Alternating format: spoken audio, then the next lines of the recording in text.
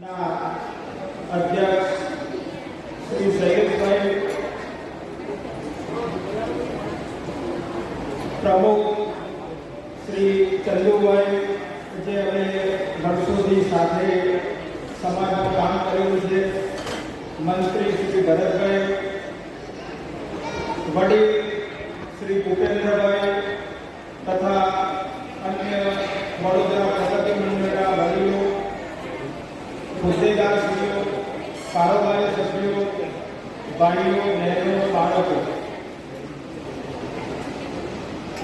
અહીંયા પ્રગતિ મંડળમાં જે આમંત્રણ મળ્યું, અમે આમ તો ઘણીવાર અમારા અમુક પ્રસંગોમાં આવ્યા છીએ, અમારા વડીલ સાથે, વાડીભાઈ, બાબુભાઈ સાથે ઘણીવાર આવ્યા છે, પણ અહીંયા મુખ્ય મહેમાન તરીકે જે મને સન્માન આપ્યું એ બદલ પ્રગતિ મંડળનો ખૂબ ખૂબ આભાર માનું છું.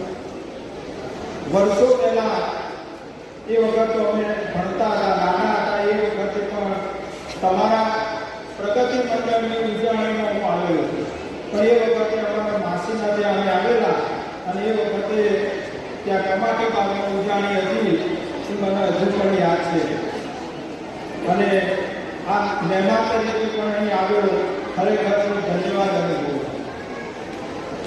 બીજું કે પ્રગતિ મંડળો જે છે, અમદાવાદ પ્રગતિ મંડળ, વડોદરા, સુરત, વિસનગર, સિદ્ધપુર, આ બધા પ્રગતિ મંડળો જે બન્યા. અમારું પ્રગતિ મંડળ અમદાવાદમાં 1973માં બન્યું, વડોદરા પ્રગતિ મંડળ 1983માં બન્યું. એ રીતે જે પ્રગતિ મંડળો બન્યા અને એ પ્રગતિ મંડળોનો હેતુ એક જ હતો પહેલાં. હવે થોડા હેતુ થોડા બદલાયા છે કે ભાઈ બાળકોને પ્રોત્સાહિત કરવા, આ હેતુ હતો. જે બાળકો ભણે છે એમને ઇનામ વિતરણ કરી અને પ્રોત્સાહિત કરવા, બીજો કોઈ ધ્યેય નથી. અને એ દેશ ઉપર આ નવા નવા પ્રગતિ મંડળો બન્યા.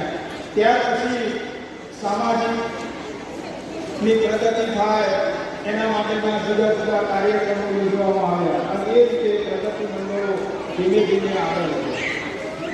પ્રગતિ મંડળોએ સમાજને રાહ આપી છે.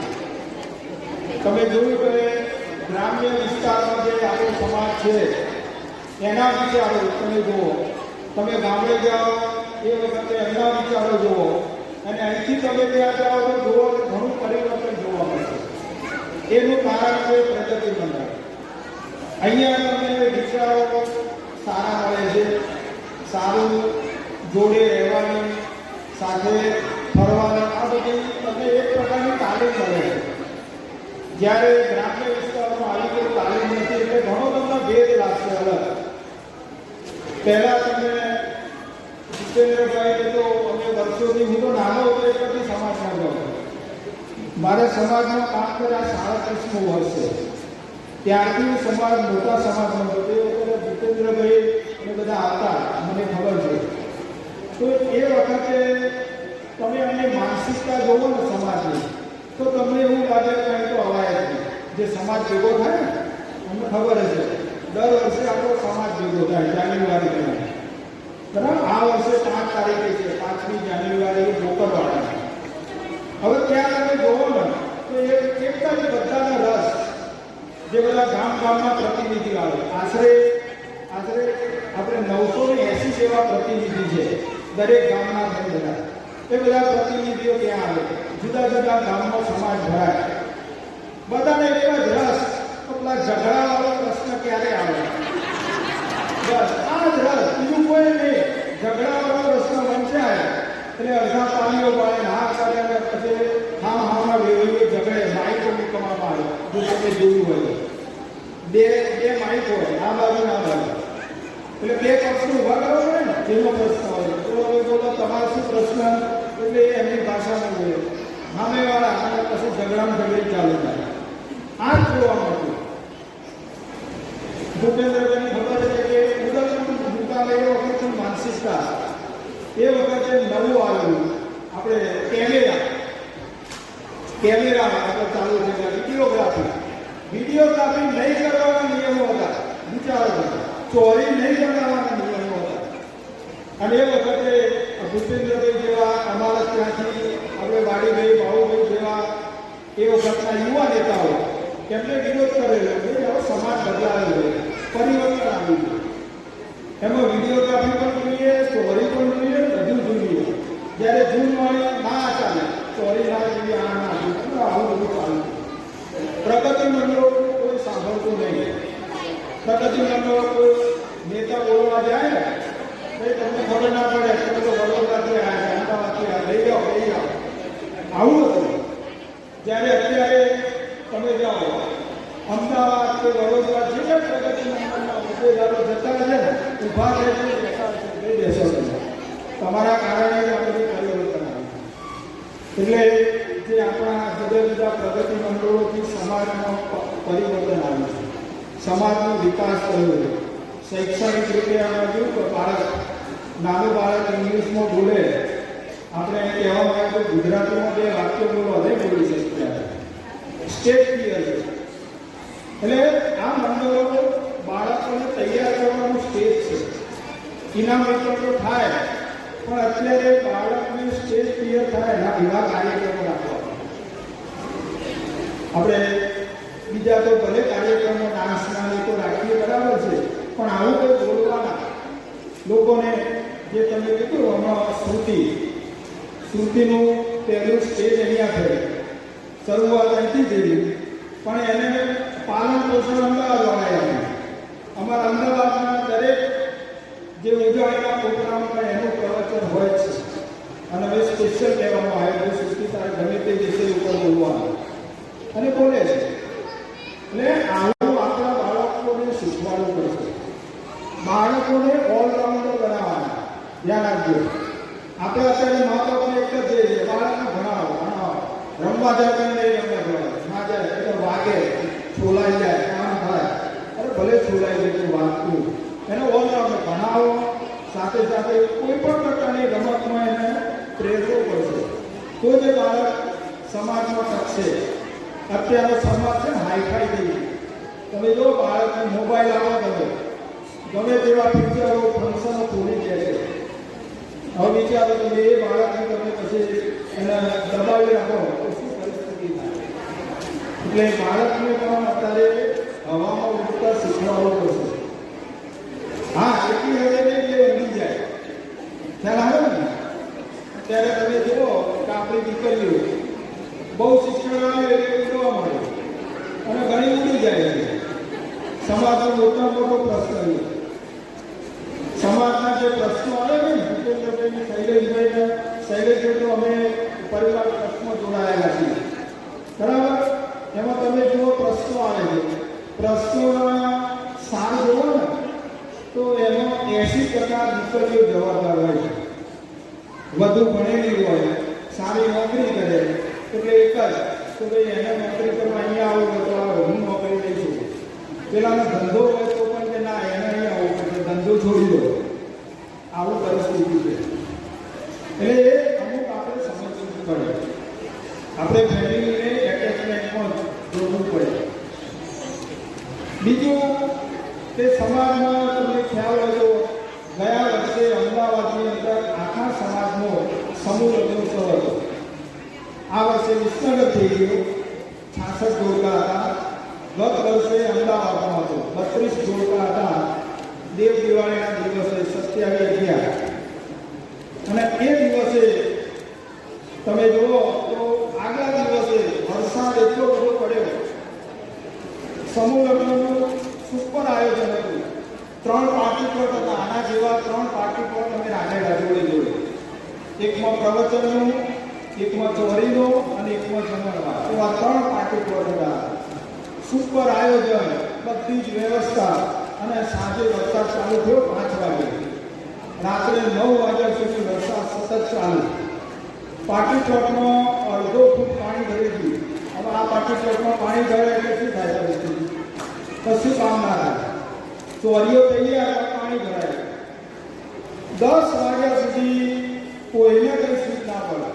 જે કાર્યકરો હતા આગેવાનો, 10 વાગ્યા સુધી કોઈને કંઈ ખબર નહીં. લોકોના ફોન આવે ગામડેથી તો ભાઈ લગ્ન ચાલુ છે બંધ છે.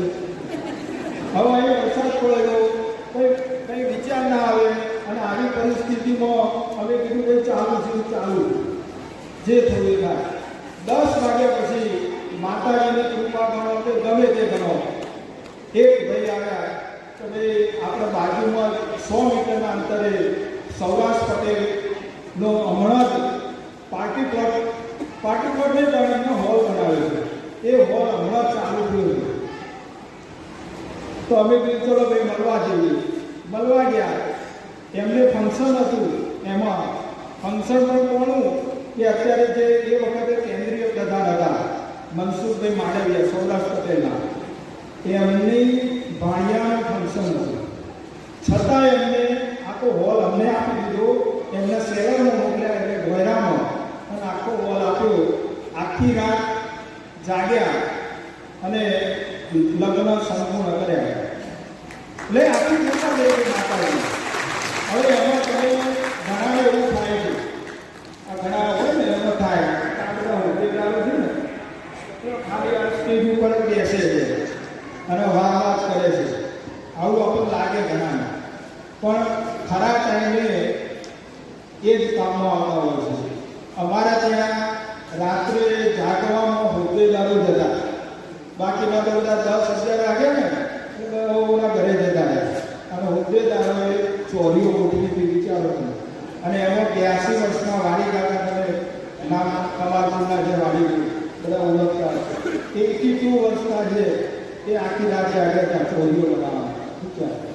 એટલે હોદ્દેદારો કારોબારી સભ્યો આવા સમય કામમાં આવતા હોય. એટલે સમાજનું પ્રતિબિંબ છે હોદ્દેદારો. એ ખરાબ વિપરીત સમયમાં એની જરૂર પડે છે એ કામમાં આવે. એટલે આ એક જરૂરી છે. બીજું શૈક્ષણિક માટે ખાલી અમદાવાદ પ્રગતિ મંડળની થોડી વાત કરું કે અમે અમદાવાદ પ્રગતિ મંડળ અમે 50 વર્ષનો સુવર્ણ જયંતિ મહોત્સવ ઉજવ્યો. એના ભાગરૂપે અમે સમૂહ લગ્ન રાખ્યા. એના પહેલાં અમે સમાજમાં વિનંતી કરી, મોટા સમાજમાં, કે ભાઈ અમદાવાદમાં સમૂહ લગ્ન આપો. તો એ વખતે મોટા સમાજે અમને ના પાડી કે અમદાવાદમાં સમૂહ લગ્ન ના અપાય. એના જાનો લઈને અમદાવાદ આવે અને કોઈ અકસ્માત થઈ જાય તો શું થાય, તેમ કરીને અમારી વાત ઉડાડી દીધી.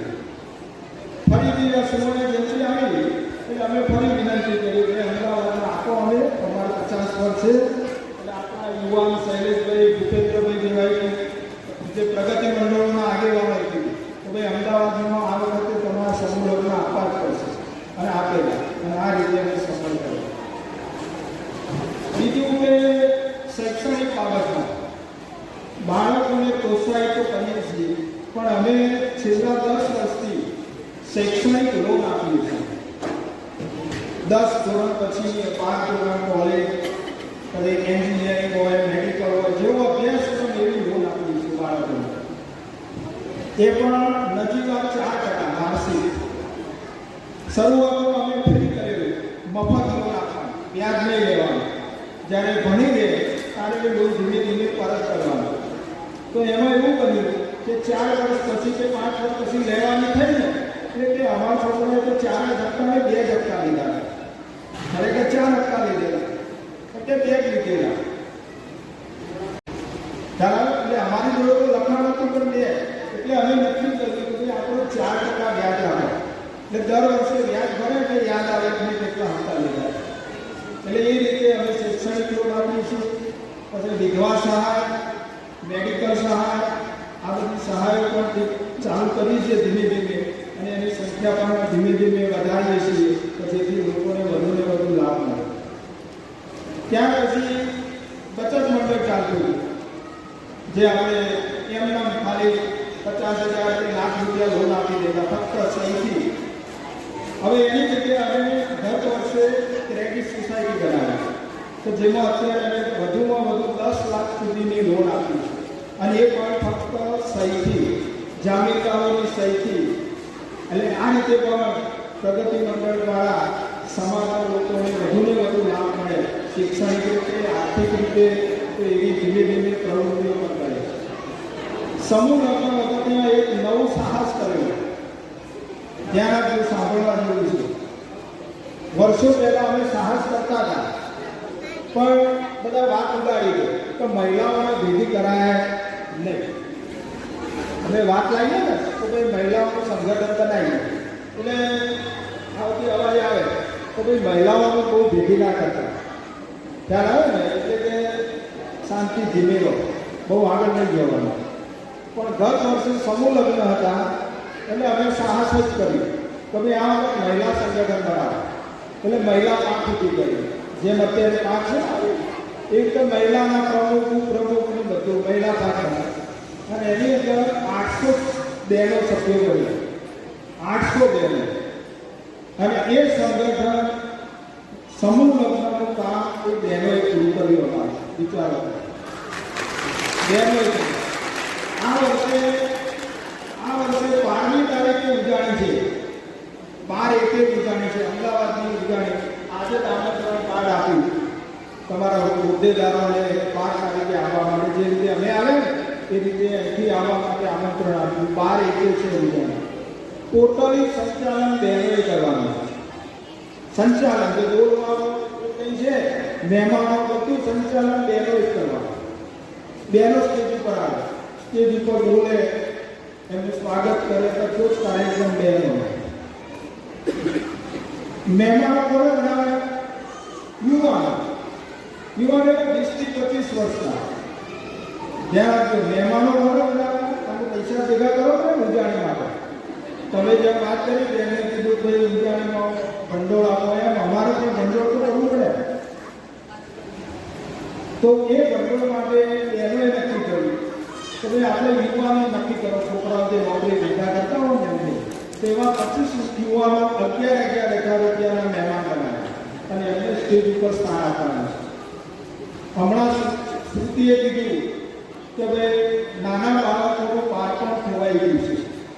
આપણે કેવું જીવન જીવતા હતા એવું જીવન આજના બાળક જીવતા નથી. એ જ વસ્તુમાં બીજી રીતે કહેવું કે યુવાનો સમાજથી વિરુદ્ધ થાય. તમે જુઓ છે ને અત્યારે મોટા ભાગે યુવાનો ઉજાણીમાં આવે ખરો નાસ્તો કરવા અને જમવામાં, પછી બહાર જતા રહે, પછી બહાર જમવાનો ટાઈમ થાય એટલે પાછા આવી જાય, બહાર જતા રહે. અમારે અમદાવાદમાં આ પરિસ્થિતિ. એટલે યુવાનોના સમાજથી દૂર ન જાય એના માટેનું અમે આ સાર પગલું ચાલુ કર્યું. એમને બેસાડો સ્ટેજ ઉપર, એટલે ઓટોમેટિક સમાજ પરથી અમે કંઈક થશે, લાગણી થશે અને એ બહાર બીજાને તૈયાર કરશે. એટલે એ રીતે શૈલેષભાઈ જો તમે કહો ને તો ભાઈ ભૂપેન્દ્રભાઈ એમની ટીમે શૈલેષભાઈને તૈયાર કર્યા. હવે શૈલેષભાઈ નવી ટીમ તૈયાર કરે છે. આ ચંદુભાઈ શૈલેષભાઈએ નવી ટીમ બનાવી, આજે જાહેર કરશે. તો એ નવી ટીમ આ રીતે કરવી પડે. એકલા એક વખત ના બેસી રહેવા, ખ્યાલ ને એમાં થોડું પરિવર્તન આવે.